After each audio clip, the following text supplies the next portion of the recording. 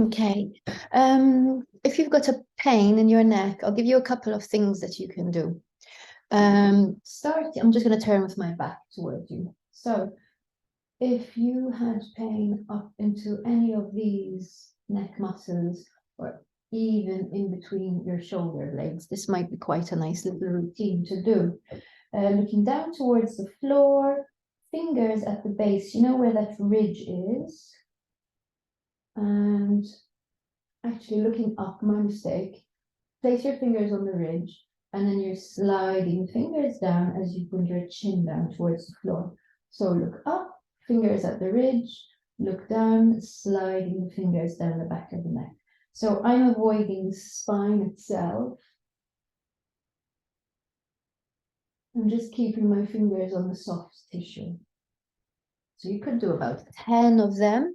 And then you're going to take little hook fingers on the traps. So we're going to have your chin up, your chin down, elbows up, and then you're just going to be sliding the fingers forwards as you look up towards the ceiling. So re-establish, chin down, elbows up, fingers down as far down the back as you can reach, and then just sliding the fingers towards the front as you lift your chin up. Obviously, you can do about 10 of those. And then we want to stretch the front of the neck, because if these are tight and pulling the head forwards, these are going to have to work from a very tight position.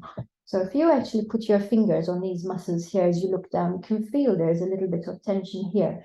Now take your head over the spine. Notice how much less tension is in those muscles there.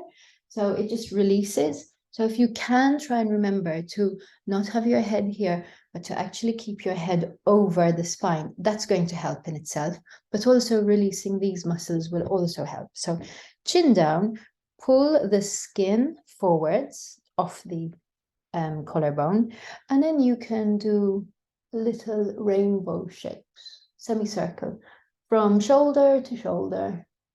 Again, you can do about 10 of those. And then we're going to do a little bit of a stretch. So hand on the opposite side. I'm taking my right hand to the left side of my head. I'm not going to pull. I'm just using the weight of my hand just to lightly stretch. And I can take the other hand and just gently stretch in the opposite direction. So if that hand is going to the right, this hand is sort of just pulling a little bit downwards to the left. Take maybe 3 deep breaths. Do the other side. Chin down here, hands on the back of the head. Take a breath in, and then as you exhale, you can lightly push your head into the hand. So I'm actually pushing my head in that direction, and I'm using about 10% of effort. And then I'm just going to relax as I inhale. As I exhale, I'm going to gently push into the hands and then relax.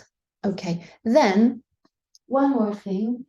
If you have one of these balls, you can use that on the traps. Now, I don't have a flat wall here, but I've got a door. So I'm just going to move you there so you can see a little bit. So I'm going to pop that ball on the traps, and then I'm just going to lean into the wall here. So that's it. You can just hang out here. You can either just breathe deeply, or I could just shuffle from side to side. So I'm literally just going from side to side this way, or you can also bend and straighten the knees. The other muscle you can tackle is the area between the shoulder blade and the spine, not on the spine. Don't put the ball on the spine. You don't really want to do that. Place the ball in between the shoulder blade and the spine. And again, you can either just hang out here, breathing. The breathing is also going to be moving stuff, but you can also bend and straighten your knees a little bit. If you want more pressure on the ball, you move your feet further away from the wall. If you want less pressure, if it feels too ouchy, bring your feet closer to the wall. So I hope that helps a little bit. Let me know in the comments if it helps.